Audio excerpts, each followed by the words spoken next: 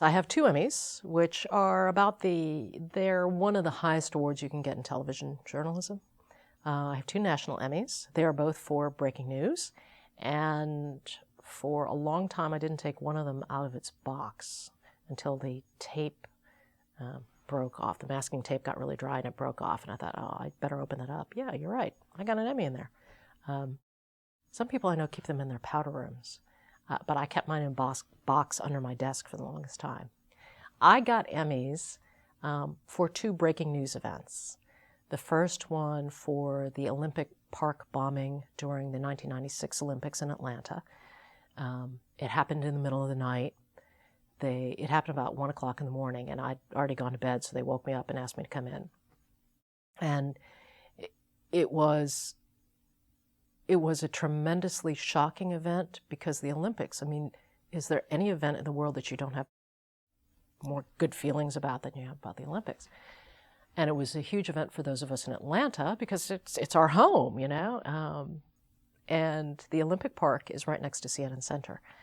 And so by the time I got there, it must have been about 2 o'clock in the morning, and it was still crazy. People were being pushed away from the scene by the police and everything else. And they didn't want reporters into the scene. They didn't want television cameras on the Olympic Park property.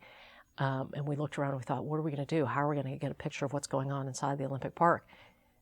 And we looked up at CNN Center. So we went to the roof of CNN Center and stood on the roof of CNN Center taking pictures. And so we had this great exclusive look. You know, no other network could get it because it was CNN Center. So we had this great bird's eye view of what was happening in the Olympic Park. But we also, interestingly enough, had a great bird's eye view of Ted Turner, who at the time was the owner of CNN. Ted Turner's apartment, which was the penthouse apartment on top of the roof of CNN Center. We'd never seen it before. And it was this great thing, because it's like a double-wide trailer sitting up on top of CNN Center that we got to look in all the windows. He wasn't home. So we got to look in and see that. But we were there all night. We worked all night trying to understand what was happening. We had producers on the ground trying to talk to policemen and to witnesses as to what happened. And, you know, that became the first Emmy that I had. The second Emmy I had was also for breaking news. When I first came to Washington in the fall of 2002, there was a series of shootings by unknown sniper or snipers who were attacking seemingly at random all over the city. The first day we knew something was going on was the day that I put my son in preschool. And I was enrolling him in preschool, and I was standing in front of the glass window of this preschool filling out all the forms, and I heard on the radio that they were telling anybody on this particular street to step away from the windows, because there had been a series of 5 shootings that morning on that very street. And I thought, wow, this is where I'm putting my, almost 3-year-old kid. This is a great idea.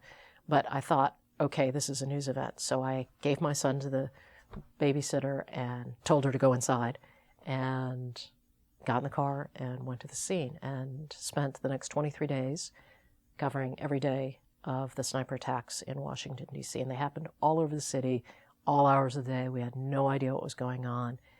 But the final day was the day they caught the 2 men involved in the shootings. And that was the award that we got. For the Emmy we got was for coverage of the arrests of these 2 guys who had terrorized the whole Capitol area for weeks.